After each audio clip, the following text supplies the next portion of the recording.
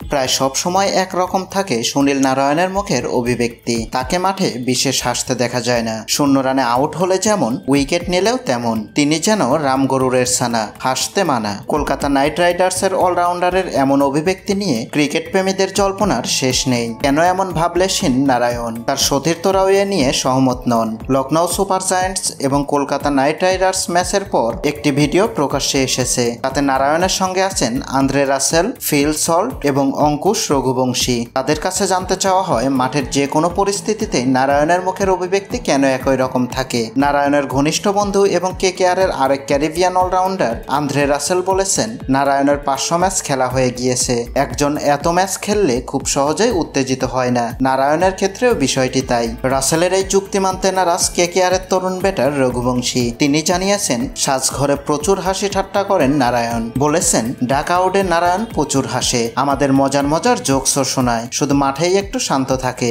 সেটা সবাই দেখেন। আমাদের কাছে নারায়ণ একজন কিংবদন্তি, যে একজন দুর্দান্ত ব্যাটার এবং দুর্দান্ত বোলার। আইপিএলে ওপেনিং সঙ্গী নিয়ে উচ্ছ্বসিত সল্ট। ইংল্যান্ডের উইকেট রক্ষক ব্যাটার বলেছেন, নারায়ণের একটা মান রয়েছে, ভীষণ ঠান্ডা মাথার, ক্রিকেট ছাড়া কিছু বোঝে না। ও এমন একজন যার মধ্যে আমরা দুজন ক্রিকেটার পাই। কেকেআরের ক্রিকেটাররা জানিয়েছেন, নারায়ণের মুখে কোনো অভিব্যক্তি নেই, তা নয়, মাঠে নামলে নিজের কাজের বাইরে তিনি কিছু ভাবেন না। তার মাথায় শুধু ক্রিকেটই থাকে। খেলার মাঝের সাফল্য বা ব্যর্থতা নিয়ে তার বিশেষ কোনো মাথা ব্যথা নেই। ম্যাচের ফলাফলই তার কাছে আসল।